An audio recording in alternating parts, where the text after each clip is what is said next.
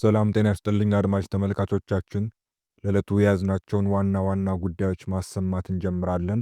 አብራችሁን ቆዩ። በመከላከያ ሰራዊትና በትግራይ ኃይሎች መካከል ግጭት መካሄዱን ዲፕሎማቲክ ምንጮች ተናገሩ። በኢትዮጵያ መንግስትና በትግራይ ኃይሎች መካከል ግጭት መካሄዱን የፈረንሳይ ዜና ወኪል ኤኤፍፒ እና ሮይተርስ የደህንነትና የዲፕሎማቲክ ምንጮችን ጠቅሰው ዘገቡ። በሰሜን ኢትዮጵያ የአማራና ትግራይ ክልል አዋሳኝ አካባቢዎች ከዚህ ሳምንት መጀመሪያ አንስቶ ግጭቶች እየተካሄዱ መሆናቸውን የሚያመለክቱ ዜናዎች እየተሰሙ ቢሆንም ተጨባጭ መረጃ ማግኘት አዳጋች ሆኖ ቆይቷል።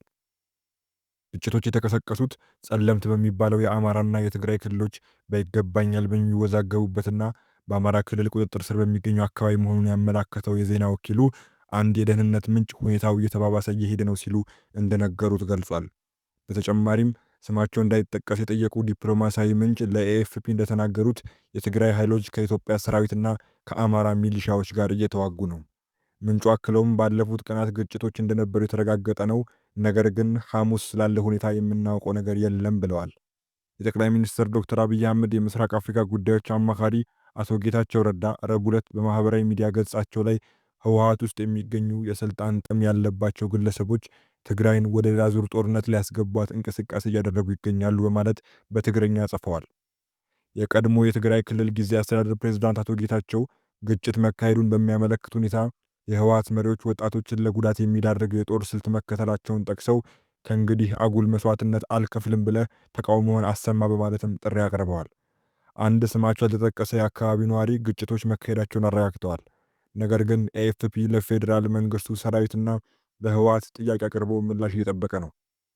በተመሳሳይ ሮይተርስ የዜና ወኪል አንድ ዲፕሎማቲክ ምንጭን ጠቅሶ በዚህ ሳምንት በምዕራብ ትግራይ ለአጭር ጊዜ የቆየ ግጭት በመከላከያ ሰራዊትና በትግራይ ኃይሎች መካከል መካሄዱን ዘግቧል። ግጭቱን በተመለከተ የፌዴራል መንግስቱም ሆነ የትግራይ ክልል ጊዜያዊ አስተዳደር እስካሁን ያሉት ነገር የለም። ይህንንም ተከትሎ የኢትዮጵያ አየር መንገድ ከትግራይና ወደ ትግራይ የሚያደርጋቸው በረራዎች ከእቅድ ውጭ በመሆን ምክንያት መቋረጣቸውን ለመንገዶች በአጭር የጽሑፍ መልእክት ትላንት አመሻሽ ላይ ካስታወቀ በኋላ በዛሬው ማለትም በሐሙስ ዕለት በረራዎች ተቋርጠዋል። የትግራይ ክልል ትራንስፖርት ቢሮ ኃላፊ አቶ ታደለ መንግስቱ በረራዎች መቋረጣቸውን ለቢቢሲ አረጋግጠው ነገር ግን ዝርዝር መረጃ እንደሌላቸው ረፋድ ላይ ተናግረዋል። ቢቢሲ ከአየር መንገዱ ይፋዊ ማብራሪያ ለማግኘት ያደረገው ሙከራ እስካሁን ምላሽ ባያገኝም አንድ ስማቸው እንዲጠቀስ ያልፈቀዱ የአየር መንገዱ ባልደረባ እንደገለጹት በረራዎች ሐሙስ ብቻ የተሰረዙት፣ ነገር ግን የቀጣይ ቀናት በረራዎች በሚኖረው ሁኔታ የሚወሰን ይሆናል ብለዋል። ይህ በእንዲህ እንዳለ በፌዴራል መንግስቱና በትግራይ ኃይሎች መካከል አዲስ ጦርነት ሊቀሰቀስ ይችላል በሚል ስጋት የትግራይ ክልል ነዋሪዎች ገንዘባቸውን ለማውጣት ወደ ባንኮች በብዛት መሄዳቸውን ሮይተርስ ዘግቧል። የዜና ወኪሉ ጨምሮም አንድ የትግራይ ክልል ከፍተኛ ባለስልጣን ክልሉ የአውሮፕላን በረራዎች ለምን እንደተቋረጡ ከፌዴራል መንግስቱ ማብራሪያ ጠይቆ ምላሽ እንዳላገኘ ተናግረዋል ብሏል። የፌዴራል መንግስቱም ሆነ የኢትዮጵያ አየር መንገድ እስካሁን ወደ ትግራይ የሚደረጉ በረራዎች ስለመቋረጣቸው የሰጡት ማብራሪያ የለም። የአየር መንገድ በረራዎችን መሰረዝ በተመለከተም ተጨማሪ አለን። የኢትዮጵያ አየር መንገድ ወደ ትግራይ ከተሞች የሚያደርጋቸው በረራዎች መሰረዛቸው ተሰምቷል። የኢትዮጵያ አየር መንገድ ከአዲስ አበባ ወደ ተለያዩ የትግራይ ክልል ከተሞች አየር ማረፊያዎች የሚያደርጋቸው በረራዎች መሰረዛቸው ተነገረ። ቢቢሲ ትግረኛ ሐሙስ ጥር 21 2018 ዓ.ም ወደ ትግራይ ክልል የሚደረጉ በረራዎች መቋረጣቸውን ከተጓዦችና ከክልሉ አንድ ኃላፊ ማረጋገጥ ችሏል። ለዛሬ ተይዘው በነበሩ በረራዎች ወደ አዲስ አበባ ለመጓዝ ትኬት ቆርጠው ለነበሩ መንገደኞች የሐሙስ ጥር 21 2018 ዓ.ም መሰረዛቸውን የሚያስታውቅ አጭር የጽሑፍ መልእክት እንደደረሳቸው ተናግረዋል። በመልእክቱ ላይ ከእቅድ ውጪ በመሆን ምክንያት በረራው መሰረዙንና መንገደኞች የኢትዮጵያ አየር መንገድን ወይም የጉዞ ወኪላቸውን እንዲያገኙ መክሯል። ነገር ግን የኢትዮጵያ አየር መንገድ የበረራዎቹን መቋረጥን በተመለከተ እስካሁን የሰጠው ይፋዊ ምክንያትም ሆነ መግለጫ የለም። ስለ በረራዎች መሰረዝ የተጠየቁት የክልሉ ትራንስፖርት ኃላፊ አቶ ታደለ መንግስቱ በረራዎች መቋረጣቸውን አረጋግጠው ነገር ግን ዝርዝር መረጃ እንደሌላቸው ለቢቢሲ ተናግረዋል።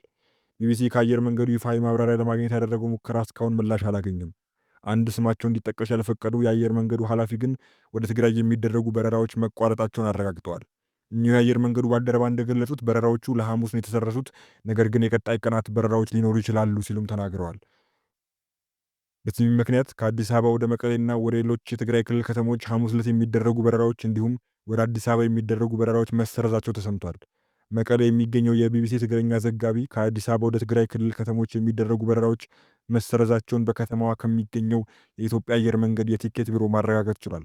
በተጨማሪም መቀሌ የሚገኙ የኢትዮጵያ አየር መንገድ ሰራተኞች ወደ ቢሮ እንዳይገቡ እንደተነገራቸው ቢቢሲ ማረጋገጥ ችሏል። የበረራዎቹን መቋረጥ በተመለከተ እስካሁን ከትግራይ ክልል ጊዜያዊ አስተዳደርና ከኢትዮጵያ መንግስት የተሰጠ አስተያየት የለም። የቢቢሲ ዘጋቢ መቀለ ወደሚገኘው አሉላ አባ ነጋ አየር ማረፊያ በማቅናት እንዳጣራው በስፍራው የተለመደው የተጓዦች እንቅስቃሴ እንደሌለና ከአየር ማረፊያው የጥበቃ አባላት ውጪ የሌሎች እንቅስቃሴ እንደሌለ ገልጿል።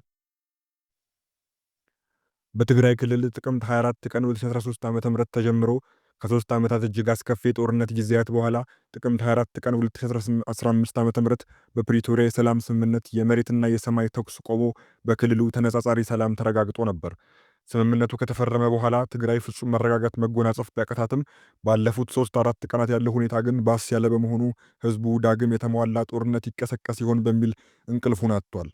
ከጥር 18 ቀን 2018 ዓ.ም ጀምሮ በሰሜን ምዕራብ አካባቢዎች የግጭት ምልክቶች መታየታቸው ህዝቡን ከፍተኛ ጭንቀት ላይ ጥሏል። በትግራይ ያለውን መጥፎ የጦርነት ስሜቱን ተከትሎ በተለይ ከመቀለ ውጪ በሚገኙ የክልሉ ከተሞች ከባንኮች ጥሬ ገንዘብ መጥፋት ከጀመረ ሰንበትበት ብሏል። ከባንክ በቀን እስከ ብር 50 ሺህ ከኤቲኤም እስከ 10 ሺህ ማውጣት የሚፈቅደው የብሔራዊ ባንክ አሰራር መስራት ካቆመም ቆይቷል። የእንደ ስላሴ ሽሬና አካባቢዋ ኤቲኤም ማሽኖች ስራ ካቆሙ ሰነባብተዋል። ረዥም ወረፋ በመጠበቅ በባንክ ገብቶ በጥሬ ገንዘብ ማውጣት የሚቻለው ብር 2000 ብቻ ነው።